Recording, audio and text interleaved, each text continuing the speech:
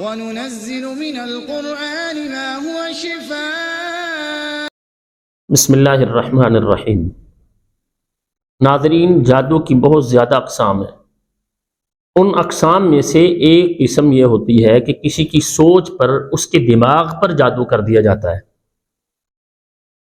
اور اس کا مقصد یہ ہوتا ہے سوچ کو بدل دینا۔ دماغ پر جادو کا مقصد ہوتا ہے اس کی سوچ کو بدلنا۔ وہ سوچ منفی بھی ہو سکتی ہے، مثبت بھی ہو سکتی ہے۔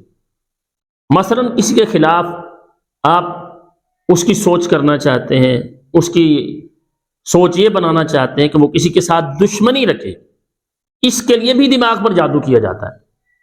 اور کسی کی سوچ کو کسی کی طرف مائل کرنے کے لیے بھی جادو کیا جاتا ہے۔ عموماً ہمارے ہاں جو لکھا ہوا ہوتا ہے، جی آپ کا ہر کام ایسے ہو جائے گا، محبوبہ آپ کے قدموں میں ہوگی، فلاں فلاں، تو یہ سارے شیطانی حربے ہوتے ہیں جس کے ساتھ ذہن کو بدلا جاتا ہے، دماغ پر اثر ہوتا ہے، اور اس اثر کی وجہ سے نہ چاہتے ہوئے بندہ ویسا کیے جا رہا ہوتا ہے۔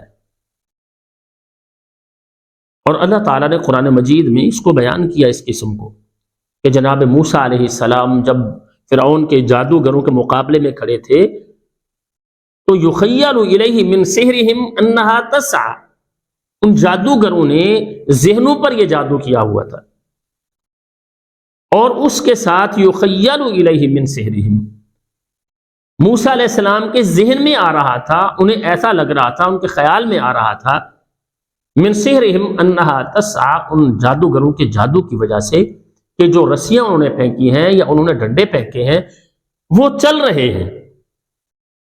یعنی سوچ پر جادو کیا تھا انہوں نے۔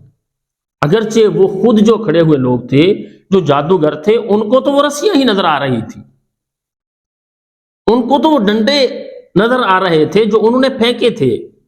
جادو انہوں نے لوگوں پر کیا تھا، لوگوں کے ذہن پر، لوگوں کی سوچ پر کیا ہوا تھا، اور اس کا اثر یہ تھا کہ لوگوں کو ایسا لگ رہا تھا، جناب موسیٰ علیہ السلام کو بھی ایسا لگ رہا تھا جیسے ان کے سامنے سانپ موجود ہیں جو کہ دوڑ رہے ہیں۔ تو یہ سوچ پر جادو کیا جاتا ہے۔ نبی کریم صلی اللہ علیہ وسلم کے بارے میں جو آتا ہے کہ آپ علیہ السلام پر لبید بن عاصم یہودی تھا، آج کے دور میں بھی سب سے بڑے جادوگر یہودی ہیں۔ اس دور میں بھی جادوگر، بڑے جو جادوگر تھے وہ یہودی تھے، کیونکہ اسلام کے سب سے بڑے دشمن یہ ہیں، اور یہودیوں کے بعد پھر مشرکین ہیں، تیسرے نمبر پر صلیبیوں کی باری آتی ہے۔ تو نبی علیہ السلام پر جادو کرنے والا لبید بن عاصم تھا، اور آپ علیہ السلام کی بھی سوچ پر، آپ کے ذہن پر جادو کیا گیا تھا۔ اور وہ اکثر ایسا ہوتا ہے جس پر جادو کرنا ہوتا ہے، اس کے بال حاصل کیے جاتے ہیں اور اس کے بالوں پر گرہ لگا کر پڑھائی کی جاتی ہے، جس کے ساتھ دماغ پر اثر ہوتا ہے۔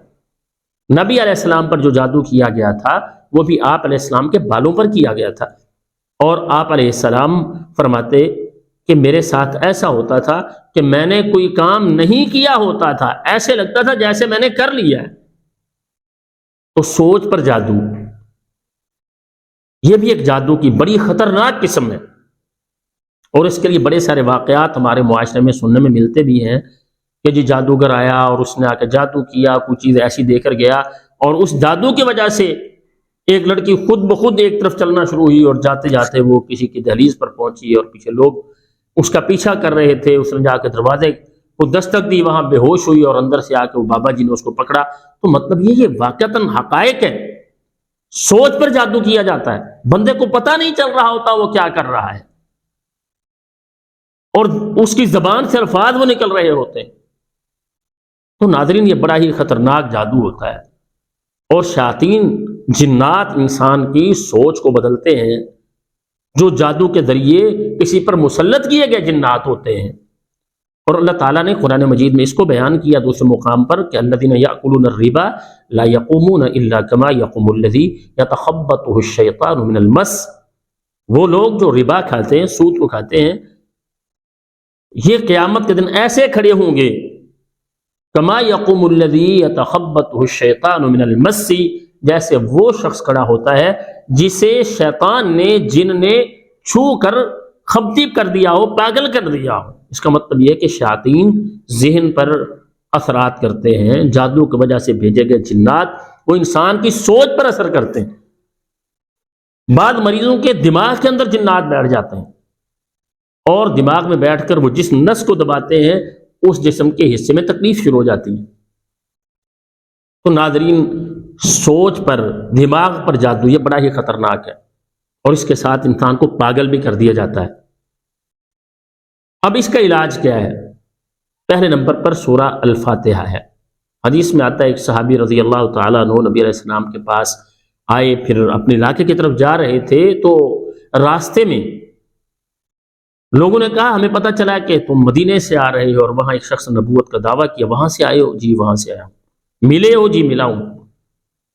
تو سنا ہے کہ وہ اللہ تعالیٰ کی نبوت، اللہ تعالیٰ کی طرف سے ملنے والی نبوت اس کے دعوے دار ہیں؟ جی بالکل میں ان سے ملا ہوں اور اللہ تعالیٰ کے نبی ہیں۔ تو وہ کیا کوئی ایسی چیز بھی لے کر آئے ہیں کہ انہوں نے آپ کو بتائی ہے کہ ہمارا ایک نوجوان ہے وہ پاگل ہو چکا ہے، اس کا علاج کیا جا سکے؟ تو یہ صحابی کرنے لگے ہاں آپ بتائیں۔ یہ صحابی کہتا ہے میں گیا، اس کو زنجیروں کے ساتھ باندھ رکھا تھا انہوں نے، تو میں نے سورہ الفاتحہ پڑھی۔ سورہ الفاتحہ پڑھنے کے ساتھ اس کے جو دماغ کے اثرات تھے وہ ختم ہوئے۔ میں چند دن وہاں پر رہا، میں نے اس پر سورہ الفاتحہ پڑھ کے بار بار اس پر دم کیا تو اللہ تعالیٰ نے اسے شفا عطا فرما دی۔